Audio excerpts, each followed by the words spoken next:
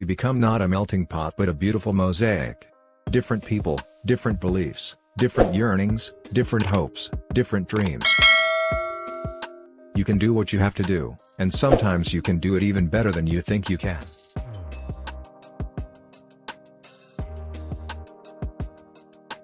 We must adjust to changing times and still hold to unchanging principles.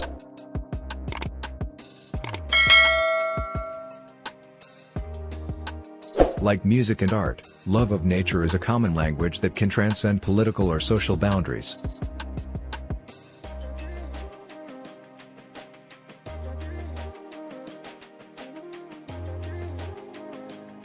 I'll never tell a lie. I'll never make a misleading statement. I'll never betray the confidence that any of you had in me. And I'll never avoid a controversial issue.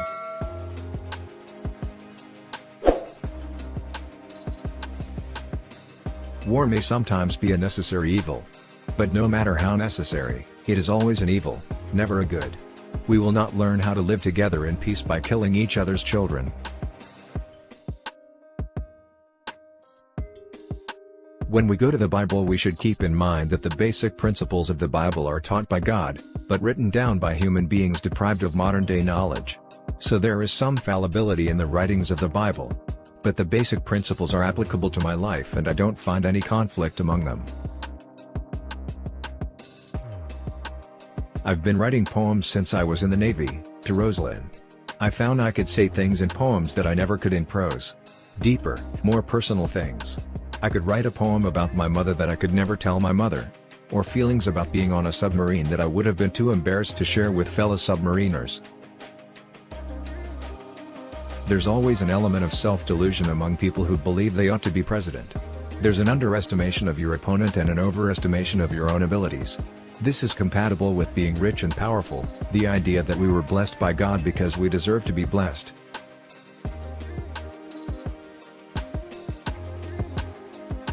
There's always an element of self-delusion among people who believe they ought to be president.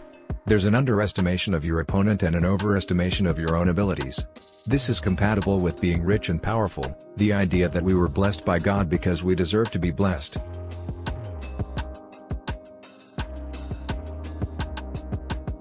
When I was president, I announced and I still maintain that I can live with Roe v. Wade. I did everything I possibly could as president under that ruling, which I don't think ought to be changed, to minimize the need for abortions. I think every abortion is a result of a horrible series of errors on the part of people involved. I separated from the Southern Baptists when they adopted the discriminatory attitude towards women, because I believe what Paul taught in Galatians, that there is no distinction in God's eyes between men and women, slaves and masters, Jews and non-Jews, everybody is created equally in the eyes of God.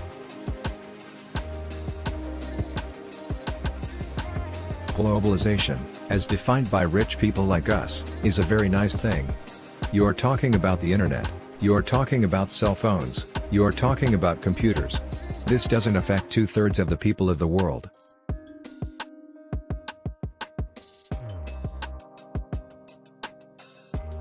When I was in the White House, I was confronted with the challenge of the Cold War.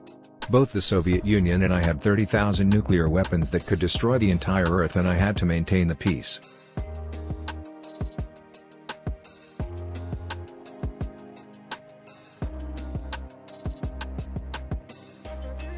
I think what's going on in Guantanamo Bay and other places is a disgrace to the USA. I wouldn't say it's the cause of terrorism, but it has given impetus and excuses to potential terrorists to lash out at our country and justify their despicable acts.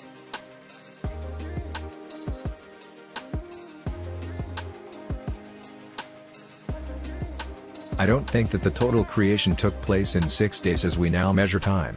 If we can confirm, say, the Big Bang Theory, that doesn't at all cause me to question my faith that God created the Big Bang.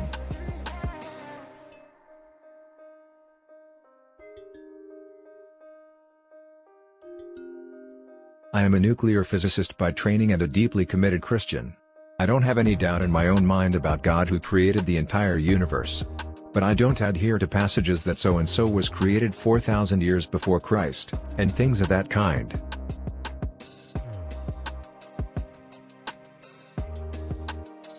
For this generation, ours, life is nuclear survival. Liberty is human rights. The pursuit of happiness is a planet whose resources are devoted to the physical and spiritual nourishment of its inhabitants.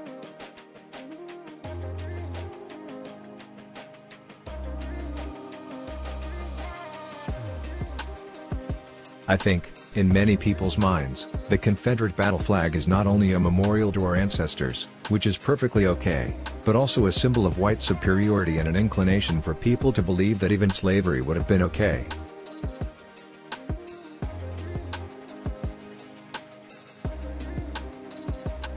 Because I know about the Holy Land, I've taught lessons about the Holy Land all my life, but you can't bring peace to Israel without giving the Palestinian also peace. And Lebanon and Jordan and Syria as well.